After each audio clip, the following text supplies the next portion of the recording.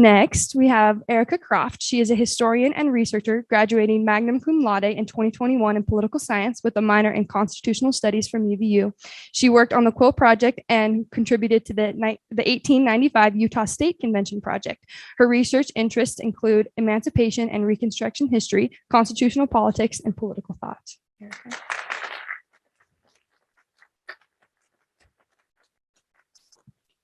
And finally, Kiana McAllister. She graduated with a degree in political science with a minor in constitutional studies from Utah Valley University. In 2018, she attended a study abroad program at the University of Oxford, where she studied the foundations of American constitutionalism. Kiana has been a research on the Federalism Project and is currently working on the Quill Project at the center. Kiana.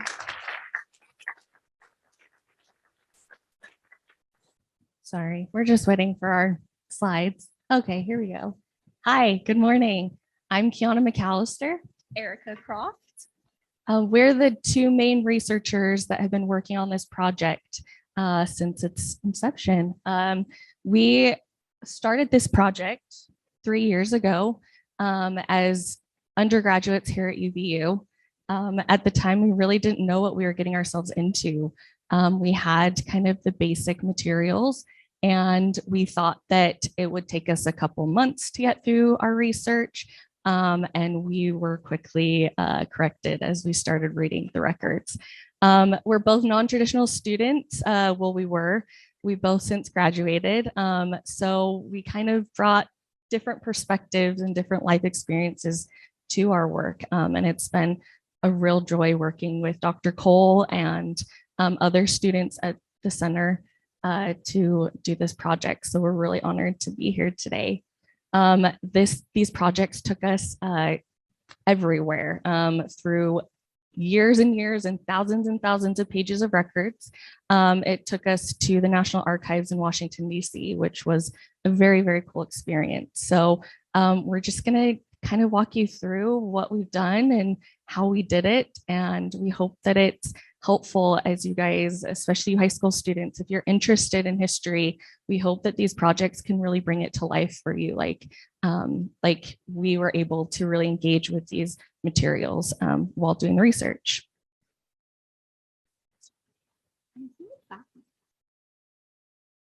The learning experience. Sorry. Oh, the big green. There we go.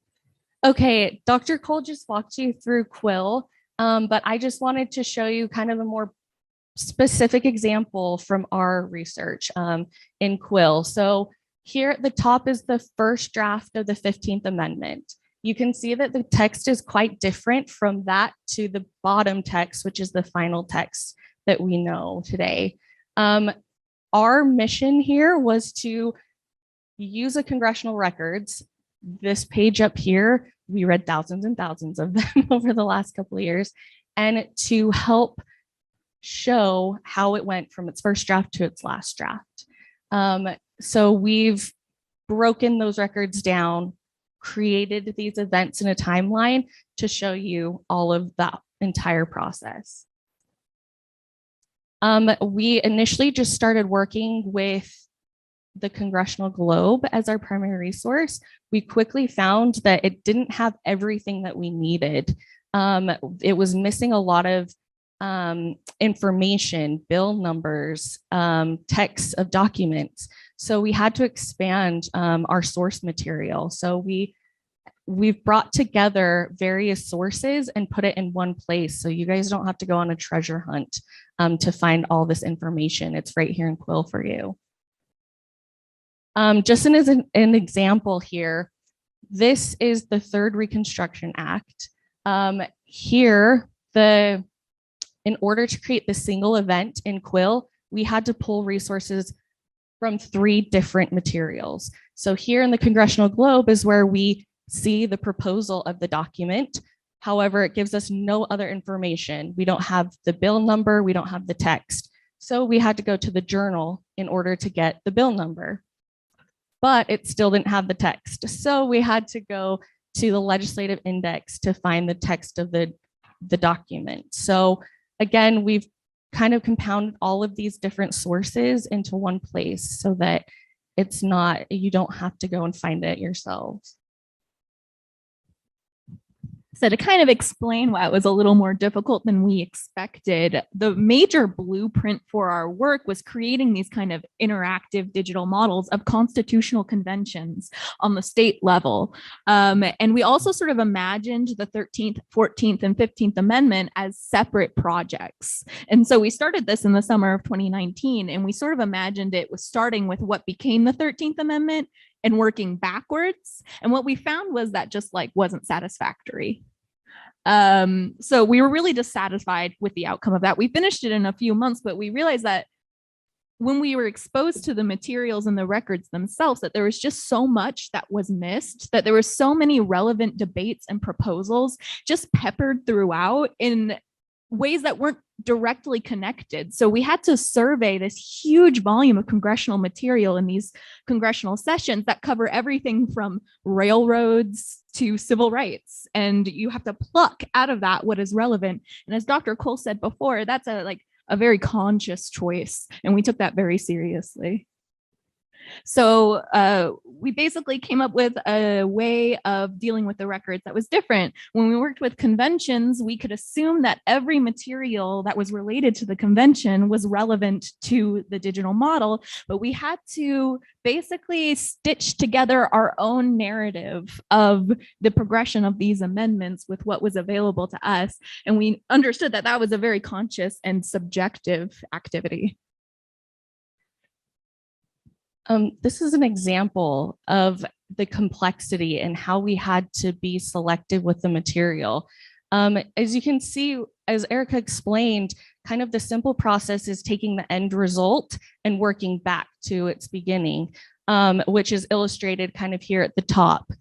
Underneath is really how the drafting of the 14th Amendment actually went. So we had to go through and find all of the documents that were influential and impactful on the drafting because it went through a very different process. They had dozens of proposals coming in. Those proposals were sent to a committee, and within that committee, they sifted through, pulled different aspects of different propositions to create a whole new document.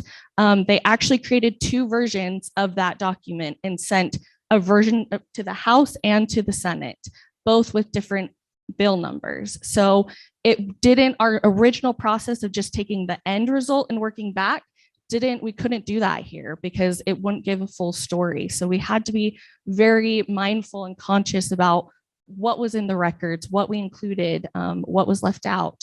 But here you can see how complex that process was.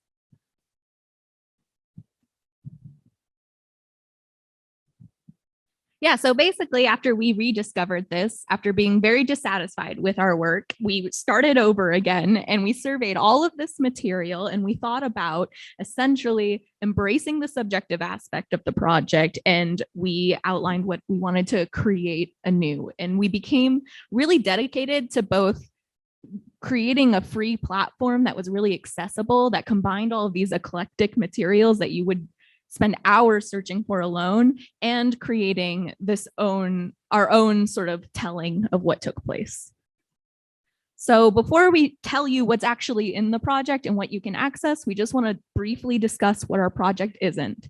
And our project is not originalism Google. I'm afraid you will not be able to type into the search bar, what does due process mean, and get the answer. Unfortunately, we think we found that it's much more complicated than that, but we do think your exposure to the materials can teach you a lot about the outcome. So what our project actually includes, it starts at the Corwin Amendment and goes all the way to the Civil Rights Act of 1875. So we start with the Corwin Amendment, which Kurt Lash so eloquently laid out for us earlier before, but it also contains things such as the Crittenden Compromise, which was a similar proposition, the emancipation of DC, and the emancipation of the territories, as well as interactions between President James Buchanan and the legislature at the time. So why did we choose to start with the Corwin Amendment? We were kind of set up for this already, but I do have a little more to say, which is that not only does it give us the opportunity to look at emancipation and civil rights progress in the way that it isn't a straight line to freedom, but it does that in a lot of complicated ways. First, just by starting with the Corwin Amendment, and learning more about what Republican constitutional theory really was. And in that allows researchers to really explore the question, why anti-slavery? Why abolition? And that is a very educational question for this project, that sort of what Eric Foner calls the anti-slavery impulse. Why abolition? And you come to learn through debates on questions of colonization, which was the idea that after emancipating the slaves, ship every freedman out of the country. And popular propositions like that teach us that Republican legislators weren't interested in sort of this grand vision of a multiracial society. It was a very divisive and complicated process. I just wanted to add too that throughout all of our projects, but specifically this one, we had to engage with a lot of difficult content, right? As I said, we've read through thousands of these pages in the records, which have included speeches. And some of those were difficult to read. The blatant racism in them is just shocking, and it was uncomfortable to read that. But we didn't shy away from that and including it in the projects. We had to engage with that content, and it was illuminating, and it helped us to be better people and better historians. And we're hoping that that can be the case for everyone that uses these projects. They may be difficult questions to deal with, and it could be uncomfortable, but that level of engagement with history is just invaluable. And we hope that you guys can find it just as invaluable as we have. Well, certainly at the time, it wasn't believed that a multiracial society was possible. And it was a natural inclination for both of us to kind of search for heroes and search for heroes of the story. But unfortunately, what we found was that simply couldn't be the case. It was really deeply believed that slavery was an agitator because it brought non-white people into the country. And so a large proportion of this anti-slavery political energy came from a very racist place. And that's pretty clear even up through the debates for the 13th Amendment, which we include alongside the Wade Davis bill, which is the earliest Reconstruction proposal that we could find. So the 14th Amendment project, I think, is kind of the focal point of our research, right? As Professor Lash and Dr. Cole have pointed out, that kind of sits at the center of history, especially constitutional history and legal history. So we originally started with just the drafting of the 14th Amendment as our scope. We quickly found that it was essential for us to add the Civil Rights Act of 1866. There's such a connection between the two. These major themes within the first section of the 14th Amendment, like citizenship, naturalization, equal protection under the law, all of these were massively debated during the drafting of the Civil Rights Act, not necessarily the drafting of the 14th Amendment. So we knew we had to bring the Civil Rights Act in to kind of give a fuller picture and really get to the meat of those important clauses in the 14th Amendment. There was also a question of constitutionality about passing the Civil Rights Act. Congress spends a long time just debating whether or not they have the power to pass the Civil Rights Act. And it was just all the clauses that they depended on for that authority were pretty ambiguous. So they gave themselves the power to do this with the 14th Amendment. So we found that the Civil Rights Act was absolutely essential, and kind of that opened the floodgates for the rest of the things we started to include. The 15th Amendment project can rightfully be called the Reconstruction Acts project as well. Again, as we were working through the drafting of the 15th Amendment, we found that it was necessary to provide context for us to include the Reconstruction Acts. So this project does that. Here you can see there's a long list of all of the documents we've included within this project. Many of these documents here actually just die. They're never fulfilled, they're never enacted. However, we included them because they had a huge impact on the final versions of each of these major bills that we modeled. So we were really mindful, again, with our selection in this project. We didn't want to overlook those documents that had died because they incorporated a lot of debate, a lot of insight into the final documents, even though they eventually just failed.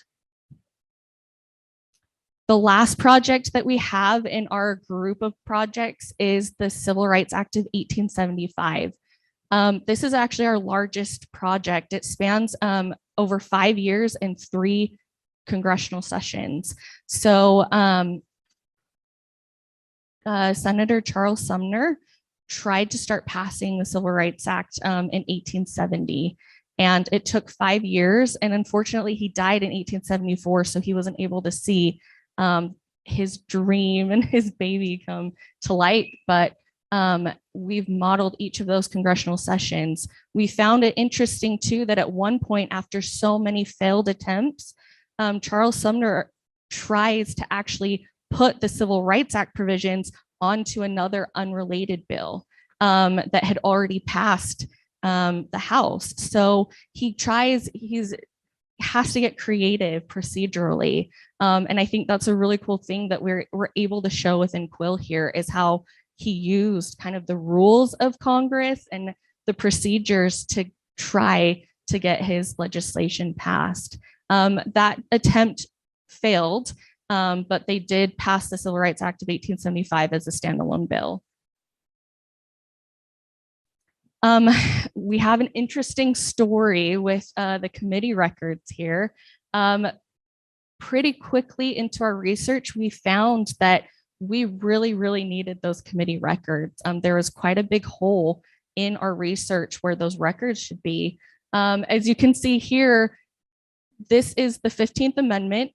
This is the text going in to the committee, and then here the text coming out of the committee. We had no idea what happened in that time while that text was in the committee. We don't know who changed the text, how they changed it.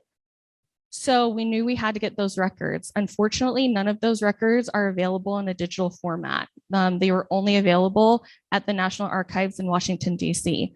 So back in December of 2019, we contacted the National Archives and arranged a trip for March 2020. That didn't happen. We thought it would just be a few weeks and then a few months, but we weren't able to get out to the National Archives until March of this year, so 2 years later. We didn't want to put our research on hold, so we had to kind of make some basic assumptions about what happened in these committees in order to push forward with our research. So over those 2 years, we kind of built a lot of expectations about what we would find at the National Archives. We expected there would be some detailed cataloging and filing at the National Archives so we could see what exactly we were looking for, how to get it. That wasn't the case. In fact, it was very vague and broad categorizations. And so we were left with having to dig through about 10 feet of records to find what we needed.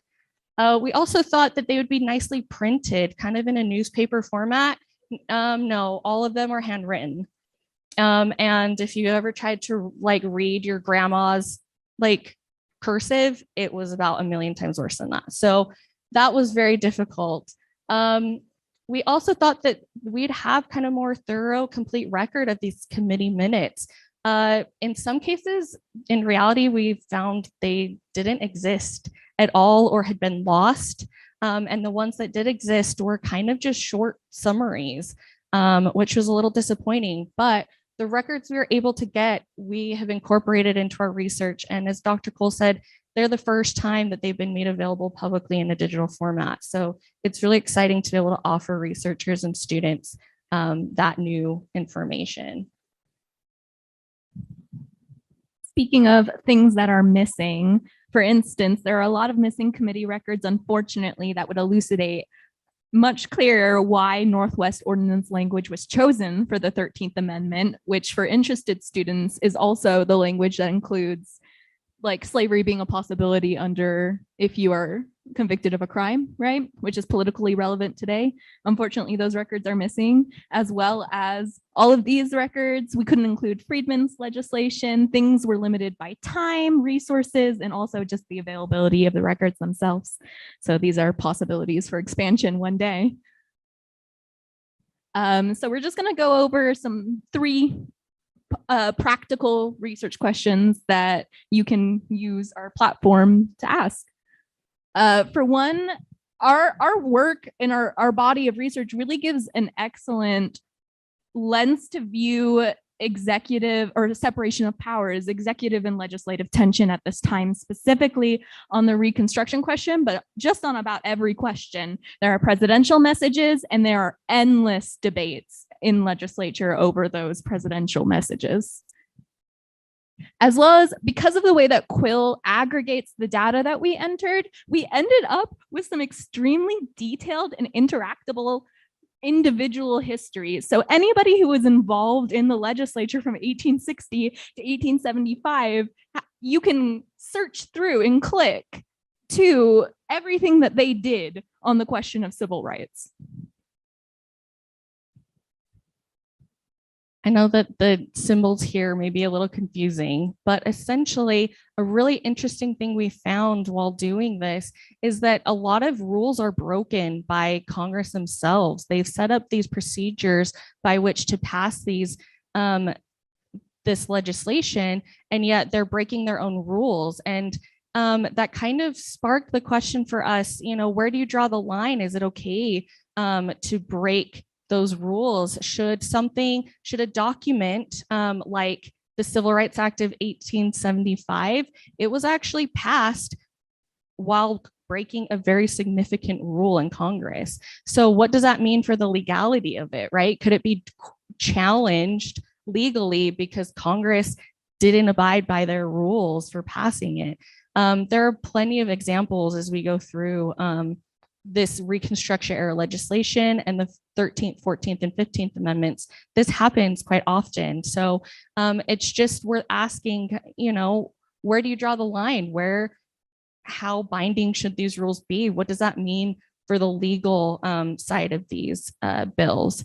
And we really hope that someone takes up some of these research questions and others that you have. And we really hope that as you look through our projects, they will enhance history for you and be able to bring it to life for you like it did for us, and will help you engage with it and ask important questions.